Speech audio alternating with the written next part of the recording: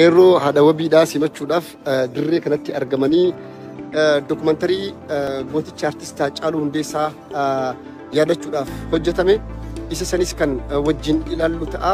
Afaan kun olaan dhufanii jiranii gara isaaniitti isinii deebisaa. Haati wabii dhuftee jirti jechuudha. Haati wabii kunoo akka isin argaa jirtan kana nu gidduutti argamti jechuudha. Dhimmimaantu nu qabee egaa numa obsina egaa kunoo haati no haadha wabii nagaan buutee jirti. Baga nuu dhuftee haadha wabii jennaan dhugaa dubbachuuf dhimmimaantu nama qabaa. Maal godhan numa obsina dhugaa dubbachuuf.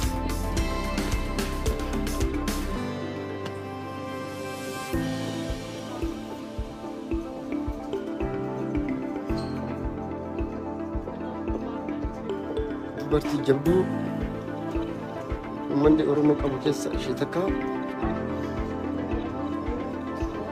Uummanni keenyaa kun shamarran keenyaa dubartii jabduu Dr. Awwala Loos addeefaantu simachaa jiru.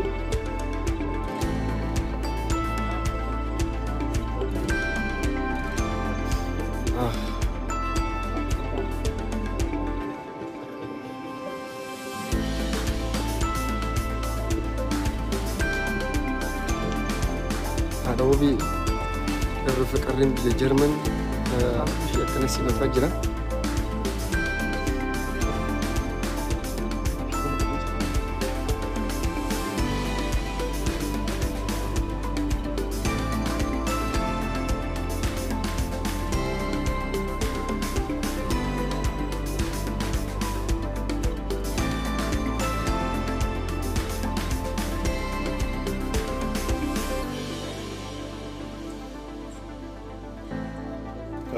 Abshir.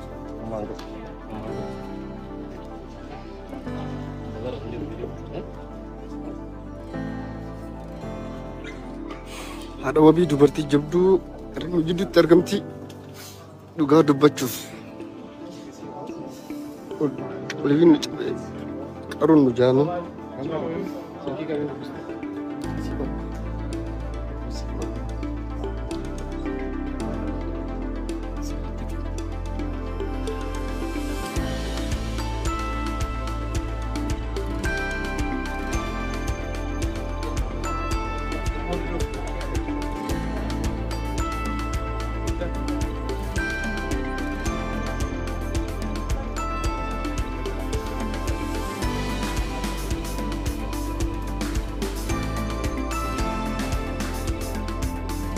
Dubara jabduu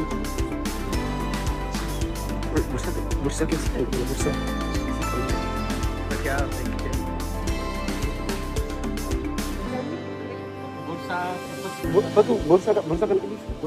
kunooti haadha wabiitii faantu galatoomii baga nagaan nu dhufte.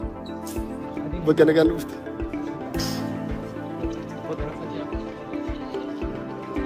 Kunoo hawaasni keenyaa qeerroo fi qarreen Oromoo biyya Jarman akkanatti isaan simatee hawaasni keenyaa galatoomu. Haadha mana wabii haadha mana guutaati.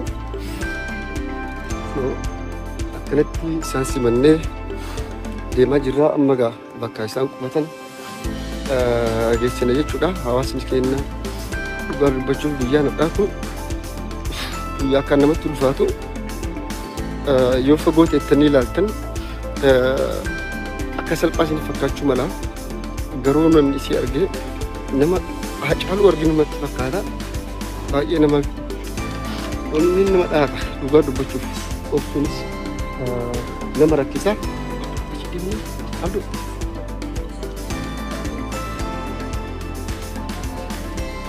Kunoo kabajamoo Dr. Awwala Loos artisti Phagaan Furee faanis hawaasni keenyaa biyya Jarman qeerroo fi qarreen akkanatti isaan simatanii dubartii jabduu dhugaa dubbachuuf namni ni bu'aa. Isin akka garuu namni hin boonne nama jajjabeessiti. Dhugaa dubbachuuf kana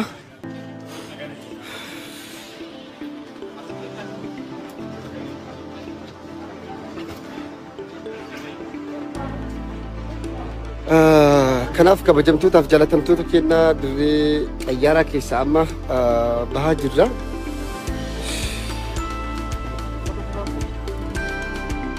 Okay.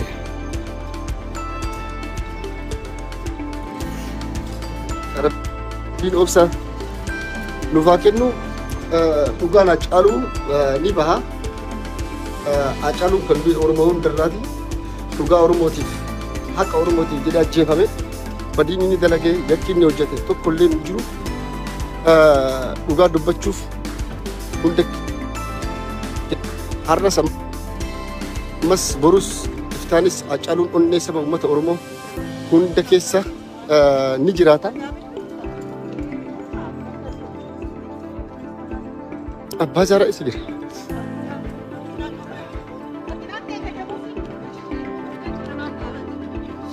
Fatu. Okay, amma simannee jirra. Simannaa gaarii. Okay. Yaa connectionin gidduun narraa bahee gaa kunoo kan biraas kunoo ni jira. Artistiin Dhaagaa Furees nu gidduutti argama. Simannaa ajaa'ibaa ture. Yaa hawaasa Oromoo biyya Jarmanii fi haala simannaa simee maal jette kabajamaa jenna. Dhugaa rabbii artistii keenya qabsaa gameessa ganamaa. Lubbuun jiraate kanatti arguun keenya waan guddaadha.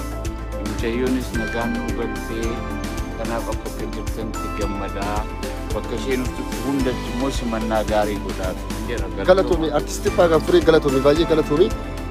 Egaa kaa siree kennamee maal jetta? Ani wallaahi mimaan qabachuu dadhabee beektaa yeroo si arge isin jabduudha yoo akka namni hin boonne gartee maal goota si galee si amma kaayoo inni irratti wareegameef san qofa galmaan ga'uudhaaf dubartee qunnattee hidhattee mudhiisi lafaa kaate jechuudha. Kanaaf akka isheen ammoo kaayoo isaa san galmaan geettu abdii qabna. Kaayoo si ammoo galmaan ga'uu keessatti ammoo birmannaa uummata keenyaa birmannaa saba keenyaa barbaaddi. Kanaaf Oromoon hundi birmachuu fi qabaa ishee kana cinaa dhaabbachuu qabaa jajjabeessuu ni qabnaa dirqama qabnaa isin hin jenna. Haacaaluun keenya nu jalaa wareegame isii tana nu dhiisee deemee jira isin akkuma namni hundinuu Oromoon guutuun harku sabboontu isin warra shamarran dhiira taatee waan Haacaaluun bakka hin gahiin isin bakkaan ga'uudhaaf har'a kana tattaafattee Yurooppii hin jenne biyya keessa kan namni hundi argaa ture sanii rabbummaan isii umrii nu haa dheeressu ijoollee isaallee nu haa guddisu wanni nu qabnu amma isii fi ijoollee bisiitti inshaallah kan bakka jiru guutuun hundi. Hawaasni keenya guyyaa dilbataa akka nafne isheen gaa Boorana keessatti dhagaa bu'uura manneen barnootaa keessatti jirti. Manneen barnoota maqaa Haacaaluudhaan moggaafamanii faawundeeshinii qabdi. Faawundeeshinii si faawundeeshinii gargaarsaati. Warroota gartee yatiima fa'aa ijoollee barnoota mana barnootaa barachuu hin dandeenye kan dabtaraaf qalama bitachuu hin dandeenye nama gartee humna hin qabne umriidhaan illee deeman gargaaruudha faawundeeshinii isii kuni. Faawundeeshinii isii kan jiraachisu ammoo nuti uummata Oromooti. Uummanni Oromoo harka wal qabannee isii cinaa haa dhaabbannu haa jajjabeessinu itti haa goonu hamilee itti haa goonu isin jechuu barbaada. Isaanis waan deemaniif iddoo gartee isaan qubatanitti booda wal agarraa nufaana bu'aa isin jechuu barbaada. Assalaamu alaikum warahmatullahi wabarakaatu. Amma imalarra deemuu waan qabnuufi Oromootti jajjabaadhaa isin jechuu barbaada.